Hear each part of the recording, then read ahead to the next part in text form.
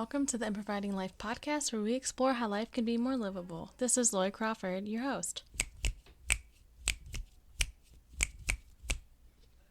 Hello. So this episode is stemming from such what I think is a human moment, and I am challenging myself to keep it as brief as that moment felt, or not try to over justify what this episode is, and also want to do some playing and just see where this goes. So the title alluded to, I want to talk about what to do when you short sheet yourself. And for anyone who does not know what short sheeting is, it's when you go to use the restroom and you realize that there's no toilet paper left, right? So someone else can short sheet you, or you can short sheet yourself if you realize you were the last person in the bathroom and you just didn't refill the toilet paper, right? And so when that tends to, so what I'm not sharing, getting ahead of myself, was that I realized earlier this week that I short sheeted myself. I was like, oh wait, I was the last person in the bathroom.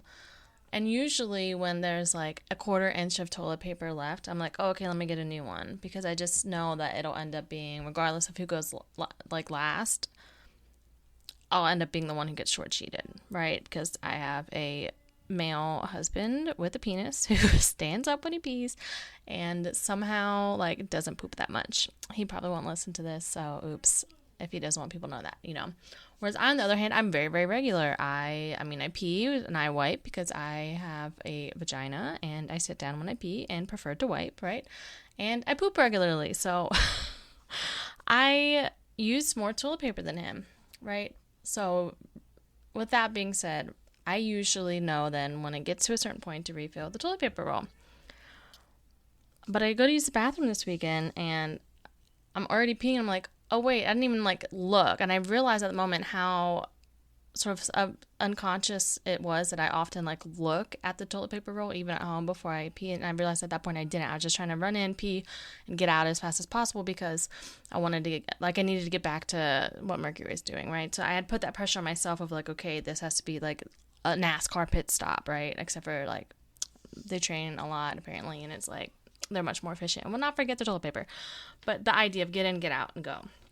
And so I'm realizing there's no toilet paper, and of course I had the automatic reaction of oh, feeling frustrated and wanting to be like, Nate, you short cheated me. And then I was like, oh yeah, no, I just peed an hour ago.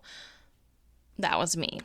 Right. And so what this reminded me of is something that my mentor, Felicia Savage Friedman, says and taught us in our anti-racist social justice yoga teacher training, was this concept of honoring your transitions. And quite literally, this can be, especially if you're having a asana yoga practice, so the physical movement part of yoga, of, noticing, okay, do I need to be moving from this seated position up to a standing position? How can I do that with respect to what my body's mobility is, with what feels sturdy, with what objects are around me, compared to, or as opposed to comparing how someone else is moving out of a position or getting up or off their mat and assuming that you have to do it that way, right? Felicia often says please be disobedient in your practice, meaning don't just do something because I cue it. If I tell you to place your left foot forward and you don't feel that's part of your practice, then don't do that, right? And so honoring your transitions is one of the things that I, used to think of as ohms, or off-mat moments, right? Of the way that my yoga practice transitions off of the mat and actually has the full 8-limb path that Raja Yoga has is really saying how does this apply to my whole life? And so honoring your transitions has been one that's been so helpful for me, because I didn't realize until that training, that year-long training, how much on, I talk about adulting on autopilot I was, and what that physically looked like and meant for the safety and well-being of myself and others in regards to how I move my body and what motions and things that I do without that sort of proprioception or awareness of where my body is in time and space and how I'm moving, right? And so what I realized was, on in that moment of when I peed the previous time, I wasn't honoring my transitions of thinking thoughtfully, okay, I'm going to move from this room to this other room. What am I going to go across? Do I need to dodge baby toys or the baby herself that she's calling now? It was just beeline to the bathroom. And so when I was finished peeing, I just like left right away, right? I didn't have space to honor the transition that I prefer to have, where I'm looking saying, oh, okay, do I need to refill the toilet paper for the next time I'm here, right? And so in that moment, I was just asking myself to take a pause and be like, this isn't even about the toilet paper right now,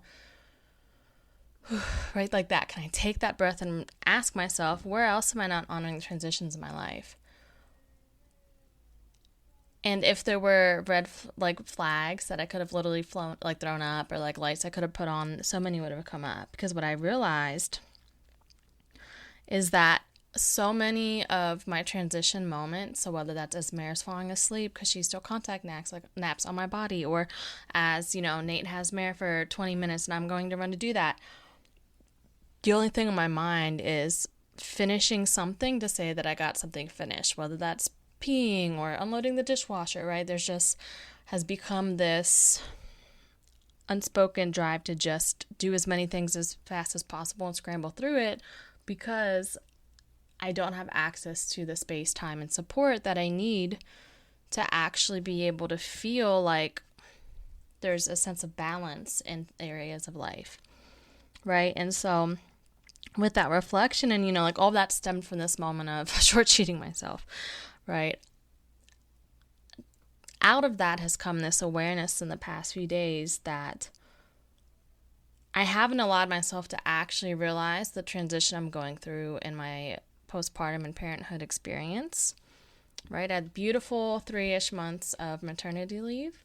And then it went right back to, okay, I have to do all these things, fill all the plates, do all the, all these things.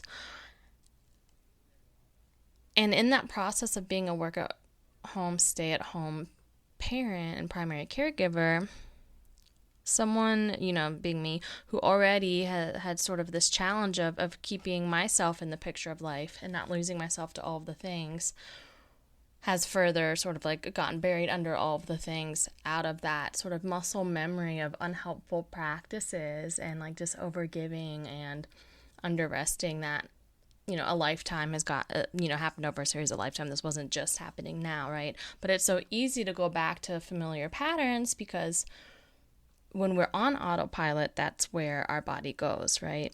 And so this other thought came through too of like, what really is short-sheeting yourself? And, beyond just the toilet paper roll, how does that show up other places? And it really is, what came out of it was this awareness that our minds are moving faster than our bodies and spirits, right? So our mind is like, okay, checklist, doom, doom, doom, doom, doom, where our body's like, hey, you just went from like slouching over your phone for 8 hours.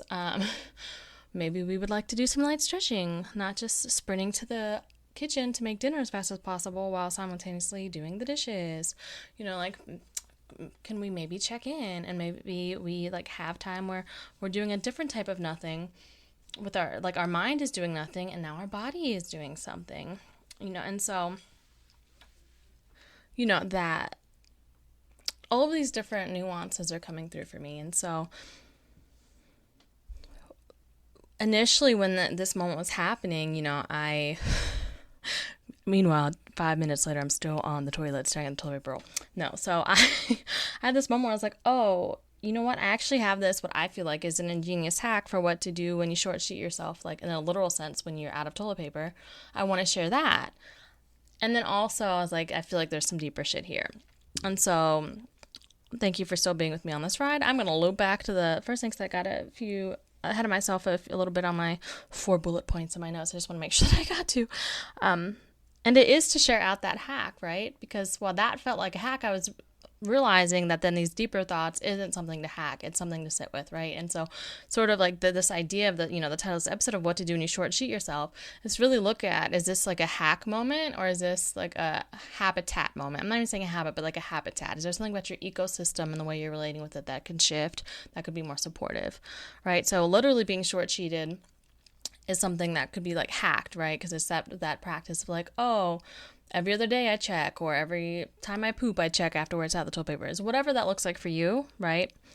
That could be a hack moment, but this sort of habitat moment of how am I inhabiting my ecosystem? What practices do I have, and which ones am I acting like I don't have because it's out of sight, out of mind, like those thoughts of where else am I not honoring the transitions in my life, those are ones that like to take that deeper breath with and to sit with. So that's where that sort of nuance was coming through. But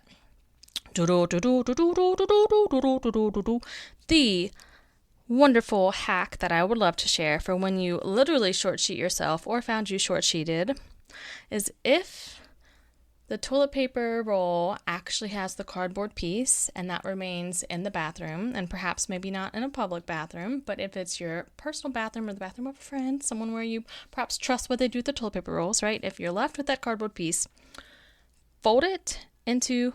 just fold it in half, smash it down, right? Bend that toilet paper tube on up. And this is the part where as I was typing this on my phone, I was cracking up, and then I forgot that I wrote this down, so the fact that the delivery is going to be read may not be as funny, but just know I was LOLing while literally still on the toilet from peeing while thinking of this. So I was like, what is the process, what I do? Okay, so you bend that tube on up, then you dab your flaps, taco your tush as you water to get another roll. So what that means is if you sit down when you pee, or if you have a vagina, right, you can use the flattened toilet paper roll to just dab away any pee that might, pee goes places, it dribbles, right? So that's sort of that surface level of making sure that then you can stand up without any pee running down your leg, right? But let's say if you find yourself short-sheeted after a number 2, right, you got a little poop happening and you're like, oh my God, what do I do, right? And you have like, there's not someone that you can call out to and ask for a roll if that's not your situation. What you can do is with that bent up toilet paper tube, I called it, you taco your tush, right? So you can then put that flattened one in between your butt cheeks, so your butt cheeks become the taco and the toilet paper roll is, the stuffing. And then you can waddle to get another roll. So that way it just gives you that level of peace of mind of like, okay, I'm not just walking around with a shitty ass to go get more toilet paper, right? It's like the faux dignified way of doing that. Actually, I want to take away the faux, or even that dignity doesn't matter. It is the glamorous, feel like you took charge of your short-sheeted situation, and you can go get that other roll, right? And so that was like the literal what to do when you short sheet yourself, story that I just wanted to share and was just cracking, because I was like, I've done this. Literally, I can remember as early as middle school, because I was speaking with a friend once, I think I was in 7th grade, and she had said like she was short sheeted and she sat there for like 2 hours before her parents got home and could bring her toilet paper. And I was just like, I have no understanding of how you didn't, one, like die from your legs going to sleep after sitting on the toilet for 2 hours. And also, I just don't care about properness or life enough at all to sit there and wait for that long for like anything, right? I would have grabbed a hand towel, just thrown out regular towel, the cat. I'm kidding. Don't do that to cats. But I was just like, there's no part of me that would just sit there and wait for that long. Like, sorry, Mom, you got to buy a new shower curtain. Something would have happened, right? And so I thought that everyone had just looked at a toilet paper roll like that. And so when this happened over the weekend, I was like, oh, I feel like I've been missing the actual connecty storytelling, just like actually sharing me out in these episodes this season, and realizing again, I went back to this overly formal role, like it needs to be something that is justifiable why someone would listen, not realizing that the human engagement interaction and like my lived experience is valid enough to be sharing out. Oh, doop doop doop doop doop doop doop. That's just the way I'm signaling it. Story over for right now. But so, like just to sort of pretend we're wrapping this up in our toilet paper that we have left on our next roll of toilet paper. Like again, this idea of like beyond the literal, what do you do when you short sheet yourself? Asking this question of how have you been short sheeting yourself? Have others in your relationships been short sheeting you? What areas of your life do you feel like that spent toilet paper roll? And having this way of sort of reflecting that out, and even that analogy, or like that idea of like, okay, when you're out of a toilet paper roll, you can go get another one. Ask yourself, like in the areas of life where you're feeling spent or short-sheeted, what actually would sort of fill that roll back up? Or perhaps it's even helpful to think of, okay, let's just assume and play that a toilet paper roll has 100 sheets of toilet paper. Like, I know every brand has their own number and commercials and all that shit. Let's just pretend that for us, our adulting capacity, or like our life capacity has 100 sheets, right? Have you been trying to give out 100 sheets in the 10 areas of your life and then wondering why you feel spent, right? Because even then, if you have 10 areas of life, so to speak, that you think of how life is happening, have you been giving 10 out on everyone? That still means that you're spent, you're fully out.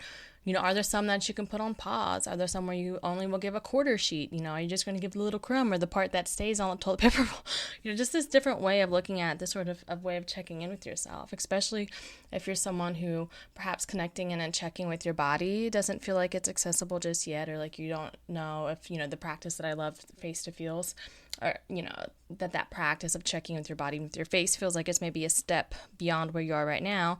Asking yourself, like, how does your toilet paper roll of life look, right? Are you TPing someone's house? Are they TPing you? Like, what does that look like, right? And so in this experience so far the past few days of asking myself those very questions, because I have been chewing on them and sitting with them, I realized too, and I want to thank Sarah Steckler for sharing out that she was taking a summer sabbatical from social media for her business. When I saw it, I was like, oh, that would be so nice to think of that as something that I could do. But what's come out of this the past few days is realizing that it's like, well, one, I can do that too, right? And also realizing how much mental energy I'd been putting out into thinking of, well, what can I do for social media posts? What can I do? But then not producing anything. So then thinking like, oh, I haven't been doing anything. But flipping the script to myself and realizing that if feel like my wheels are just spinning, right? If I'm just unraveling all my toilet paper rolls all the time and feeling spent with the pressure because again, I feel like I'm making it harder for myself on making social media content for Instagram specifically, then that means that it's time for me to take a step back, ask myself, why do I feel like I have to show up? What messages do I actually want to share out that I have been, like, again, being so spent in so many areas that I am not allowing creativity to happen, insights to come through, or to ask myself what I even want, right? And having this moment to reevaluate. So I announced earlier this week on Instagram that, I was going to be taking this sort of summertime sensory reset sabbatical, right? And for me, it is about resetting the way that I'm engaging sensorially with things, so I'm going to be going through the next few weeks with each week themed with a certain sensory like part of my sensory experience. So whether that's taste, touch, smell, all those senses, and resetting it and, finding out along the way, what does that look like for me? What does that even mean? But that message was coming through really well, is that I, as someone who already has ADHD and can be really overstimulated, like how have I been relating with things to give me that sort of unsustainable faux sense of like serotonin or like that energy boost, right? And can I sort of reset my relationship with my senses in that way? And so having this Instagram sabbatical would be one of the ways that I'm giving myself the structure to start that conversation with myself of pulling back and then getting curious of, well, if I'm not reaching for my phone all the time to try to think of things to share out or to check things on Instagram, can I challenge myself to then use that time to devote it to my senses, and this really, to me, really beautifully, and I didn't think of this before, recording this, ties back to that first part I was sharing about honoring my transitions. If I was able to sit and arrive on the couch with Mercury and not, be like, oh, she'll fall asleep in a couple minutes, then I can get out this and check off this to-do list thing, like, how else would I like to use that time? Would I actually spend less time resting myself while she's around or awake, right? And be engaging with her. We could go out and take walks or explore places. Like, are there other things possible? And then I rest when she rests, instead of that being the only time, and I'm saying that's the only time that I have to work, because I still have my day job and all of the whatnots, happening. But I'm just, and again, I'm not even to justify it to myself. Really, it's just I have this curiosity of would I choose other supportive practices, and what does that look like right now if I'm honoring my transitions, right? If I'm sort of taking a stock or an inventory of my toilet paper rolls, and how is that being spent, and how is that feeling for me? And so, part of that was I was announcing the 3 ways to work with me this summer is, like, firstly, I have something called the Heard and Helped Hype Line. And so it's this idea of instead of like a hotline, the hype line would be like where we're having this voice message conversation of you being able to express yourself, and then me supporting you and revisioning how you're doing that expression. What parts of you are you leaving out? What story do you really want to tell? Are there ways that you're not realizing you are so well endowed with skills and lived experience? And if you're able to speak to those things, you would not only have a different relationship with yourself and perhaps the boundaries you set with others, but that you would feel more ease in showing up and sharing out and receiving support or resources from others, right? And so, this might be for someone who needs an about me statement for when they're on someone's platform and they get asked, and every time they're like, oh crap, what do I say? Or maybe you're looking for something physically written, or perhaps you have certain aspects of your life that you just want hyped up with to be able to embrace and realize like, oh, I am this rad person, working through some of that. And the second way is through placations, which is just like a dream for me to facilitate. I just love these placations, and it is this adaptation of a staycation, which is this idea of you don't have to go far to go somewhere else, right? A placation is really this idea of how can we have this moment, this session together, where it really is about reconnecting with play, identifying when play became less of something accessible in your life, when you were told you had to stop playing, and how can we actually reacquaint what play is, realize how you love to play, and just literally have a play date as we're going through our adulting woes. And then thirdly is the course that I have called Yes and Yesterday, and this really is my sort of Intro 101 embodiment practice course for those who are curious about what is embodiment, what does this mean in a way that is not bypassing to what I experience, how can this be a skill or a tool that equips me to actually work through and process how life is lifing, so that way when I'm waking up in the morning I have a bit more capacity, right? So it's to tie it back to toilet paper. Yay, it's designed to actually give you ways to have more sheets on your toilet paper roll when you wake up than you did before you went to sleep that day. So it's like, how can your toilet paper roll regenerate a little bit? Or perhaps the toilet paper fairies are coming and adding a few sheets to your roll. And so, and by setting that boundary of saying these are the three ways, as at least for right now, that feels accessible for me to be supporting people, and that, showing up and creating Instagram content is not going to be one of those ways, and leaving it open that if I want to show up in stories, I can, if I want to engage with people some other way, I will, but allowing that to be like, these are the three things that I'm saying I can do in my business right now. And then also saying that I still would like to explore and sort of finish out this season of the podcast, reminding myself of what it initially was supposed to be, which was exploring how life can be more livable, not just getting fixated on what makes it less livable or unlivable for others and myself. And so, this invitation to myself to talk about short sheeting yourself in the literal sense too, of like putting the toilet paper roll between your butt cheeks, like telling the stories where it's like, that is me as a person. That is improviding life. That is saying, okay, I have this toilet paper roll, and how can I improvide this moment of being short sheeted? That is what that looks like for being Lori.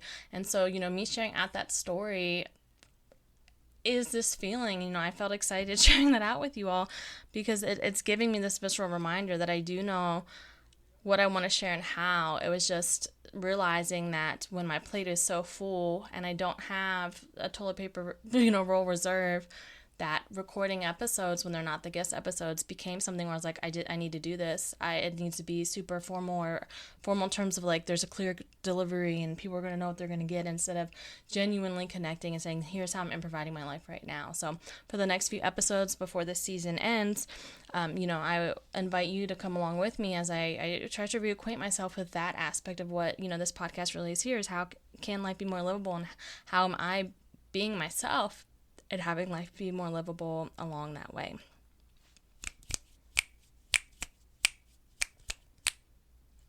Thank you so much for joining. If you have any feedback that comes through, or like anything that you're relating with, I would love to hear that. You can reach out and connect. I know I said I'm going to be off Instagram, but I will occasionally be checking DMs, since that's how people are booking services, right? So that's at improvide.with.lori. And also, you can go ahead and rate and review this podcast wherever you listen to it. As always, have a razzle dazzle day. And if that's not accessible, you put an F on front and have a frazzle dazzle day.